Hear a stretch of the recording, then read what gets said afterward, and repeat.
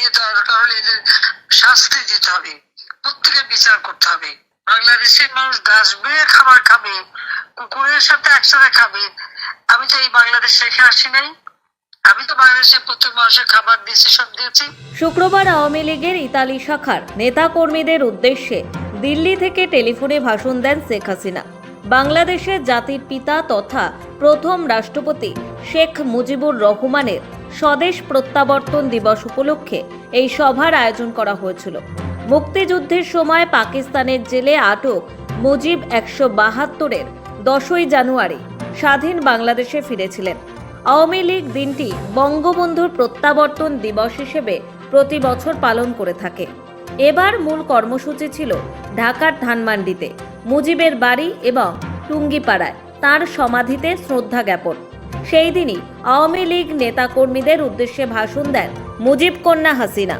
সেখানেই আওয়ামী লীগ সভাপতি মোহাম্মদ ইউনূসকে পাকিস্তানের পাচাটা দালাল বলে আক্রমণ শানান। তার কথায় ইউনূস মুক্তিযুদ্ধে পরাজিত শক্তি পাকিস্তানের পা চাটছে, আর দেশের অবস্থা এমন করেছে যে মানুষ কুকুরের সঙ্গে ডাস্টবিনের খাবার খেতে বাধ্য হচ্ছে। প্রশ্ন তোলেন, এ কোন বাংলাদেশ? এই বাংলাদেশ তিনি রেখে আসেননি। এইভাবে বাংলাদেশের মানুষ গাছ বেয়ে খাবার খাবে, কুকুরের সাথে একসাথে খাবে। আমি তো এই বাংলাদেশ রেখে আসি নাই, আমি তো বাংলাদেশের প্রত্যেক মানুষের খাবার দিয়েছি, সব দিয়েছি। হাসিনা বলেন, কর্মী সমর্থকদের কাছে গিয়ে দেশবাসীর বর্তমান পরিস্থিতি চিত্র তুলে ধরার নির্দেশ দেন মুজিব কন্যা। এই ধরনের অবাধক অবস্থা দেশটা ধ্বংসের দিকে নিয়ে গেছে, এটি আর সময় দেওয়া যায় না।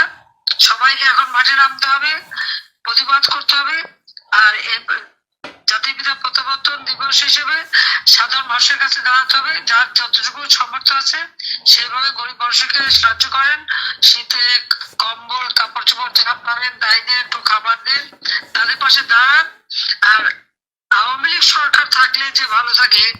আর আমি তো বাবা মা ভাই বোন সব হারিয়ে এসেছি, বাংলাদেশটাই আমার পরিবার, বাংলাদেশটাকে আপন করে নিয়েছিলাম, বাংলাদেশের মানুষকে আপন করে নিয়েছিলাম। আমি ক্ষমতায় থাকতে তারা কেমন ছিলেন আর এখন কেমন আছে এটা তাদের কাছ থেকেই জানার চেষ্টা করেন, যে তারা কাকে চায়। এটাই এখন সবথেকে বেশি দরকার। হাসিনার হুঙ্কার, অনেক হয়েছে, আর সময় দেওয়া যায় না। এবার ইউনূসকে বিদায় দিতে হবে, সবাই সংকল্প নিতে হবে, পথে নামতে হবে।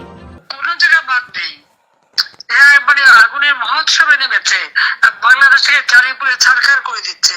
কাজে যত তাড়াতাড়ি একে সরানো যায় তত দেশের মঙ্গল। বঙ্গবন্ধু স্বদেশ প্রত্যাবর্তনের মাস অর্থাৎ চলতি জানুয়ারিতে ইউনূসকে হটানোর ডাক দেন হাসিনা।